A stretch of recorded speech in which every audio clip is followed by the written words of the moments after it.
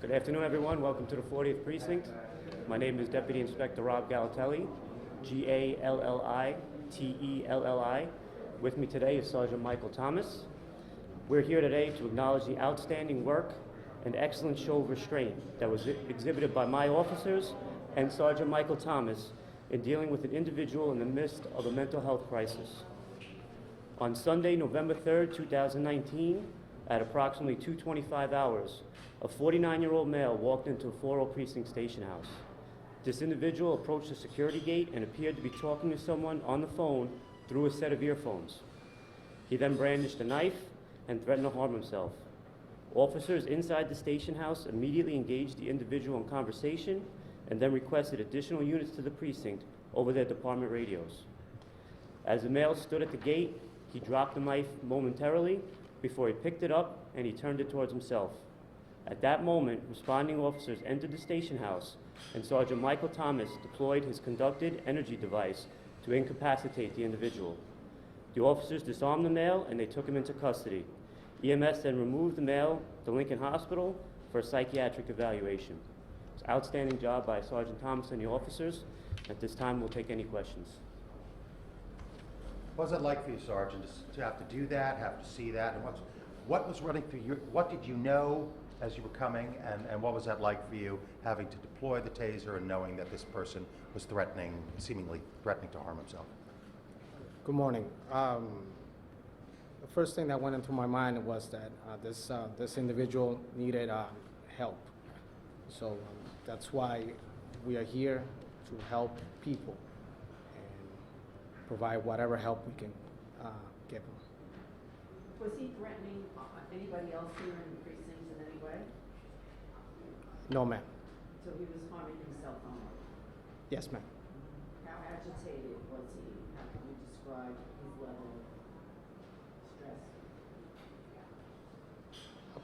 Apparently, when I arrived, he already had engaged in conversation with the officers that were inside the precinct. So when I arrived to the precinct, I saw this individual being very emotionally distressed, had the knife on his neck, and he was moving around and talking to the personnel, the officers that were inside the precinct. Were you able to engage in conversation with him at all? No, ma'am. So you just used Taser to disarm him? The officers in the precinct, when he first walked in, were engaged in conversation. Sergeant Michael Thomas came after the fact.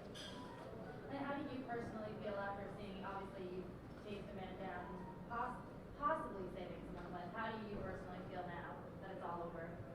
I feel grateful. Can you elaborate? I feel grateful because I was able to help someone with mental crisis. What happened when you came on the scene? What did you see? What did you observe that prompted you to take action? Like, what was going on? By the time I just saw someone that was being mentally distressed. And can you just tell me what your training is in terms of like, I mean, is that the protocol, Taser, in a situation like this? I was given very good training by the NYPD, and we were trained to engage and help and provide whatever help we can give to someone that's with emotionally distress. Sergeant, this could be for you or for the deputy inspector. I was wondering, this is a case where the taser worked and it disabled the emotionally disturbed person. As the weather gets colder and people wear thicker coats, are there concerns about the tasers not working? And if they fail to work, what would be the next step in the police procedure to detain an emotionally disturbed person? Well, why would you not answer that? we'll get into it another time. Well, this is the time because I think that's a pretty pertinent question. Can we talk about it afterwards? We'll talk about it. Okay, good. What kind of variables are going through your mind as you're coming through the door and you know that the person on the other side of the door has a knife? What variables are you thinking about? Are you thinking about his position, your taser? Are you going to effectively hit him with the darts? What are you thinking? My thinking is to help this person. That's all that I'm thinking. Did you have to get into position to target him, or did you just see it and act immediately, or how did you evaluate the situation? I just acted immediately. Can you speak to teamwork? Yes. Like, can you speak about the teamwork and the efforts about, like, you know, working as a team with the people inside and outside with your precinct? Yes, I owe it to all my peers in the 40th Precinct, of course, my inspector. It was all a teamwork, and we are just glad that we were able to help this person. Inspector, could you talk about the conversation that was going on with this gentleman, that officers were able to try to engage him? So, you know, essentially we have excellent video of the entire incident. And when he walks in, you know, when we talk about teamwork, initially the officers in the precinct, they could distinguish from what he was saying and his mannerisms that he was in the midst of a mental health crisis. They immediately engage him in conversation, try to keep him calm, and then when they ask for help, they go over the radio. Mike and the guys are out in the field, they respond to the station house, and Mike is able to, working with the cops, able to get him disarmed safely.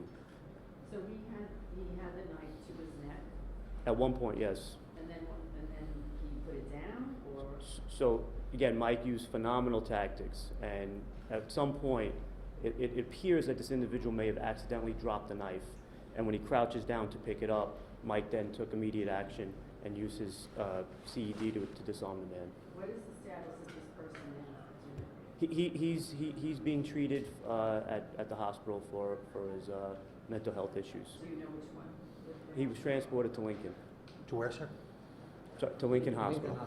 Deputy Inspector, please excuse my abysmal ignorance if this sounds like a weird question, but he's standing at the well over there from what we can see in the Twitter, correct? Correct. He's behind that black gate. Okay, you have a precinct full of officers here.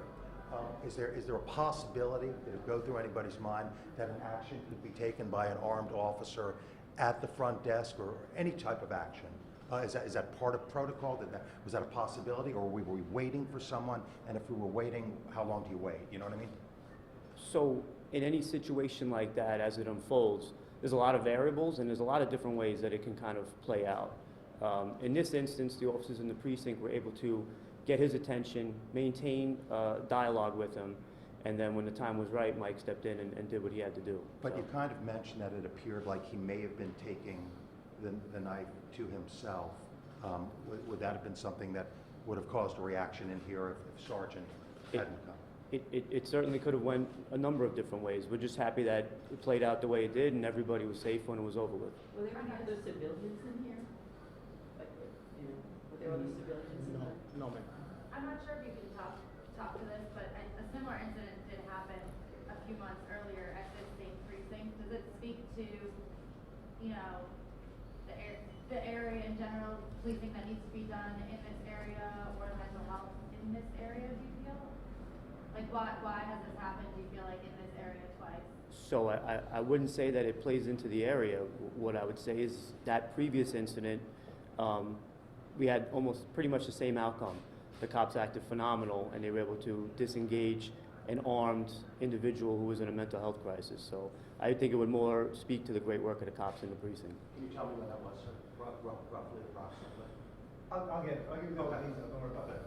Two more questions, So you don't think there's an increase in mental health for people coming in and doing this type of? Or do you? I can't really speak to that. We'll give you the details, we'll give you the numbers at least, yeah. Good.